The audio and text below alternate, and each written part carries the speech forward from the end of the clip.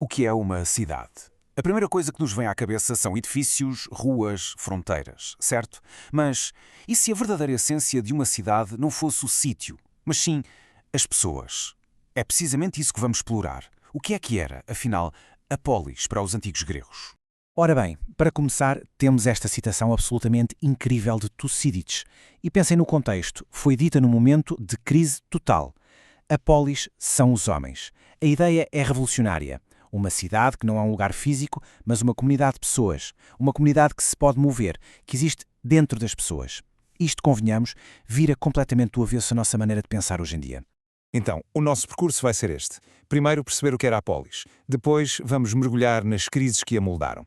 E, por fim, vamos ver como é que ela se transformou.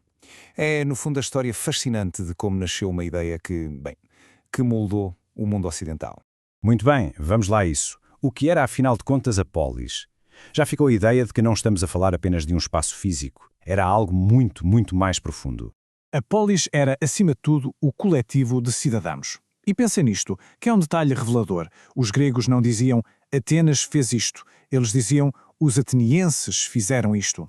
A identidade estava nas pessoas, na sua comunidade. Não estava num estado abstrato, uma coisa que, aliás, era uma ideia que nem sequer existia para eles na altura. E o contraste com o nosso mundo é abismal. Para nós, uma cidade é um ponto no mapa, uma entidade legal, fixa. Para os gregos, bem, se a comunidade decidisse mudar-se, a polis ia com eles. É incrível.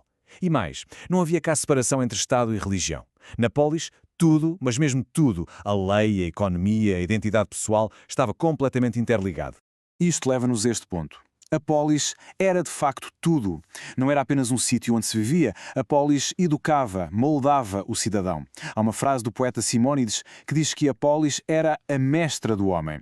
A lei, por exemplo, não era imposta de cima para baixo. Era uma criação da própria comunidade, à qual todos, incluindo os governantes, tinham de obedecer. Era este o grande ideal que, na cabeça deles, os distinguia dos chamados bárbaros, que viviam sob o poder absoluto de um só homem. Mas claro, esta ideia de comunidade não nasceu do nada, nem nasceu pacificamente, muito pelo contrário, foi forjada no fogo da Idade Arcaica, que foi um período de crise e de transformação absolutamente radical. Imaginem a sociedade grega nesta altura. Estava a rebentar pelas costuras. A colonização espalhou os gregos por todo o Mediterrâneo, o que trouxe novas riquezas e ideias, claro, mas também abanou as estruturas antigas. A terra, que era a base do poder da aristocracia, tornou-se um foco de conflito brutal. E, ao mesmo tempo, o comércio fez nascer uma nova classe de ricos, os chamados plutocratas, que não eram nobres, mas que agora queriam e exigiam ter uma palavra a dizer na governação. E temos o testemunho disto na primeira pessoa. O poeta Hesíodo, que era um pequeno agricultor, sentiu isto na pele. Quando ele escreve sobre reis que devoram presentes, ele está a falar de quê? Está a atacar diretamente os juízes aristocratas, que eram corruptos e cuja justiça, claro, beneficiava sempre os mesmos do costume. Dá para sentir quase fisicamente a raiva e a frustração a crescer na sociedade, não dá? Então, com este desequilíbrio do poder, com esta tensão toda no ar, algo tinha de acontecer. E aconteceu. Surgiu uma inovação que ia mudar as regras do jogo por completo. E o mais curioso é que não foi uma ideia política, foi uma nova tática militar. É preciso perceber que, até então, a guerra era o recreio dos nobres. Eram eles que tinham cavalos, armaduras caras. Eles é que eram a força militar dominante. A questão era, como é que um camponês ou um artesão podia sequer sonhar em desafiar este poder? A resposta está aqui, a falange hoplita. Pensem nisto, uma autêntica muralha de escudos e lanças. O sucesso aqui não dependia da bravura de um herói solitário a lutar sozinho. Nada disso. Dependia da disciplina e da solidariedade do grupo. Cada soldado protegia o seu vizinho. Juntos eram uma máquina de guerra quase imparável.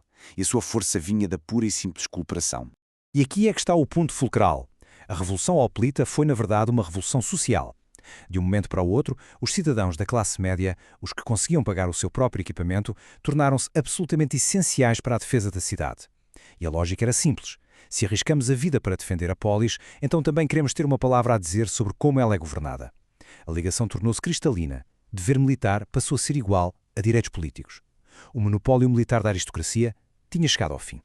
Ok, então temos uma sociedade em ebulição, o poder da velha nobreza está a desfazer-se, o palco estava montado para o ato seguinte. E a solução que surgiu a seguir, bem, para nós hoje é profundamente surpreendente. É que parece um contrassenso, não é? A resposta para o caos criado pelos aristocratas e para a luta social foi um ditador. Como assim? Muitas cidades gregas recorreram de facto a um homem forte, um governante que tomava o poder todo para si. Mas cuidado com as palavras. É que a palavra tirano não tinha o significado negativo que tem hoje para nós. Naquela altura, um tiranos era simplesmente alguém que chegava ao poder por meios não constitucionais. E muitas vezes chegava lá com o apoio do próprio povo, precisamente para lutar contra os velhos aristocratas. E a verdade é que estes tiranos, podemos quase chamar-lhes déspotas esclarecidos, foram incrivelmente eficazes. Eles fizeram o trabalho sujo, por assim dizer. Quebraram o poder das velhas famílias, apoiaram as classes mais baixas, mandaram construir grandes obras públicas que embelezaram a cidade e, ao centralizarem o poder, acabaram por fomentar uma identidade cívica muito mais unificada. No fundo, eles prepararam o terreno para a polis que estava prestes a nascer. E assim, depois deste período dos tiranos, que curiosamente raramente durava mais do que 2 ou 3 gerações, a polis, que emerge do outro lado, é outra coisa. É fundamentalmente diferente daquela que existia no início de todo este processo. A transformação é claríssima. Antes, o poder estava nas mãos de umas quantas famílias nobres e a justiça era baseada em costumes que só eles conheciam. Depois, o poder passa a estar centralizado em instituições e, crucialmente, as leis passam a estar escritas, à vista de todos. Foi este o caminho para a polis se tornar, finalmente, numa verdadeira comunidade de cidadãos governada pela lei. No entanto, é preciso pôr um travão no entusiasmo. É crucial manter a perspectiva. Esta comunidade de cidadãos era, na verdade, um clube muito, muito exclusivo. Mulheres, escravos, estrangeiros, residentes estavam todos de fora. A cidadania era um privilégio para uma minoria, talvez uns 15% da população total. E claro, isso tornava a participação direta no governo mais fácil, mas também a tornava profundamente limitada. E isto deixa-nos com uma reflexão final que é fascinante. Para os gregos, a liberdade não era ter um conjunto de direitos privados, como nós pensamos hoje. Era o direito, e mais do que isso, o dever de participar ativamente no governo da comunidade. Um sistema como o nosso, representativo, onde delegamos o nosso poder noutras pessoas, para eles isso seria provavelmente visto como uma negação da verdadeira liberdade. É uma ideia poderosa, sem dúvida, e que nos faz pensar um bocado sobre os nossos próprios sistemas políticos.